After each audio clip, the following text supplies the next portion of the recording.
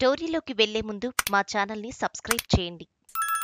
బ్రిటన్లో వలసలకు వ్యతిరేకంగా ఆ దేశస్థులు పెద్ద ఎత్తున నిరసనలు తెలుపుతున్నారు.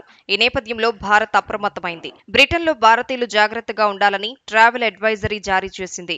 లండన్లోని భారత రాయబార కార్యాలయం పరిస్థితులను ఎప్పటికప్పుడు సమీక్షిస్తుందని పేర్కొంది. కాగా ఇంగ్లాండ్లో కొద్ది రోజుల క్రితం ఓ డాన్స్ క్లాస్ పై దుండగులు విరుచుకుపడ్డారు. కత్తులతో ముష్కరులు దాడి చేయడంతో 3 చిన్నారులు మృతి చెందారు. ఈ ఘటన ఇంగ్లాండ్లో అల్లర్లకు దారితీసింది. వలస వచ్చిన ప్రజలకు వ్యతిరేకంగా ప్రజలు ధర్నాలు, ఆందోళనలు నిర్వహిస్తున్నారు. చిన్నారుల మరణాలకు కారణమైన వారిపై కఠిన చర్యలు తీసుకోవాలని ప్రజలు డిమాండ్ చేస్తున్నారు. ఇంగ్లాండ్లోని Manchester, Nottingham, Belfast, Stoke on Trent, Blackpool, Leeds, Bristol, Hull, Liverpool వంటి ప్రాంతాలకు కూడా ఈ నిరసనలు వ్యాపించాయి. ఈ సందర్భంగా పోలీసులకు నిరసనకారుల మధ్య గొడవలు చోటు చేసుకుంటున్నాయి.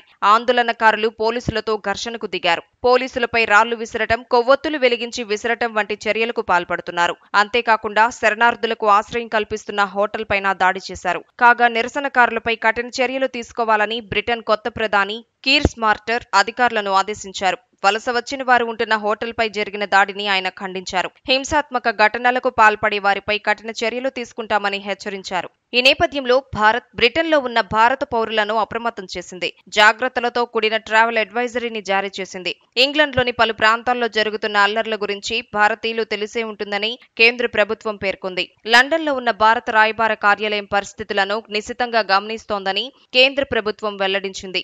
ఇంగ్లాండ్ వెళ్లిన భారతీయులు, పర్యాటకులు జాగ్రత్తగా ఉండాలని, అప్రమత్తతతో వ్యవహరించాలని కేంద్రం తెలిపింది. అల్లర్ల నేపథ్యంలో ఇంగ్లాండ్లోని స్థానిక మీడియా సంస్థలు, భద్రతా ఏజెన్సీలు ఇచ్చే సూచనలను భారతీయులు అనుసరించాలని కేంద్రం కోరింది. నిరసనలు జరుగుతున్న ప్రాంతాల వైపు వెళ్లకపోవడమే మంచిదని వెల్లడించింది.